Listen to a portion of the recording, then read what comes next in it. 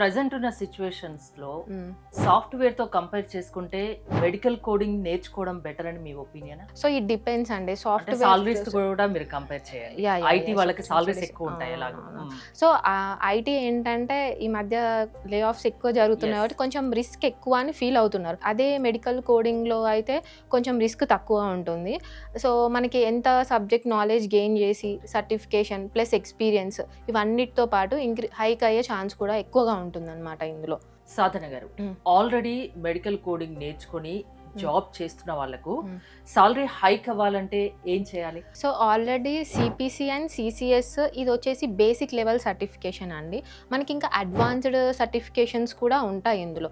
So వాళ్ళు ఆ advanced certifications రాసేసి అండ్ కంపెనీ చేంజ్ అవుతే వాళ్ళకు ఒక 30 to 40% హైక్ అనేది ఉంటుంది. ఈ ప్రజెంట్ ఎవరైతే జాబ్ చేస్తున్న వాళ్ళు ఉన్నారో ఒక 2-3 years అయిపోయాక సో వాళ్ళు కంపెనీ చేంజ్ అయితే ఈ విత్ అడ్వాన్స్డ్ సర్టిఫికేషన్స్ తర్వాత సో వాళ్ళకి హైక్ అయ్యే ఛాన్స్ ఉంటుంది. అండ్ టీమ్ లీడ్ అట్లా మేనేజర్ పొజిషన్స్కి వెళ్ళే ఛాన్స్ కూడా ఉంటుంది. అంటే జనరల్ గా ఇప్పుడు ఎక్కువగా మెడికల్ కోడింగ్ గురించి అయితే మాట్లాడుకుంటున్నారు.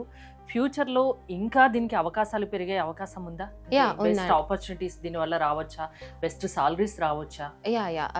రావచ్చు. ఎందుకంటే ఇప్పుడు అమెరికా అనేది మనకి అవుట్ సోర్స్ ఇస్తుంది కాబట్టి సో అక్కడ వాళ్ళకు కూడా మెడికల్ కోడర్స్ ఉంటారు. బట్ అక్కడ మనకి పర్ అవర్లీ ఇంత డాలర్స్ పరంగా పే చేస్తారు కదా.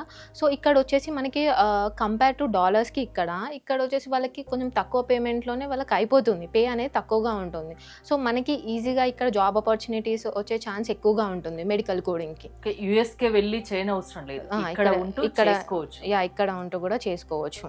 ఓకే, మెడికల్ కోడింగ్ నేర్చుకోవాలి అనుకునే వాళ్ళకు మీరేం చెప్తారు? ఒక్కసారి ఎడ్యుకేషన్ అయిపోయాక మెడికల్ కోడింగ్ సైడ్ ఎవరైతే ఇంట్రెస్టెడ్ ఉన్నారో సో వాళ్ళు కోర్స్ బాగా నేర్చుకొని సర్టిఫైడ్ అయి ఉంటే వాళ్ళకి హ్యూజ్ నెంబర్ ఆఫ్ ఆపర్చునిటీస్ ఉన్నాయన్నమాట కంపేరింగ్ టు ఐటీ. ఇప్పుడు ఐటీ చూస్తే లే ఆఫ్స్ అనేవి ఎక్కువ జరుగుతున్నాయి కదా, మెడికల్ కోడింగ్లో చాలా తక్కువగా ఉంటాయి అలాంటివి.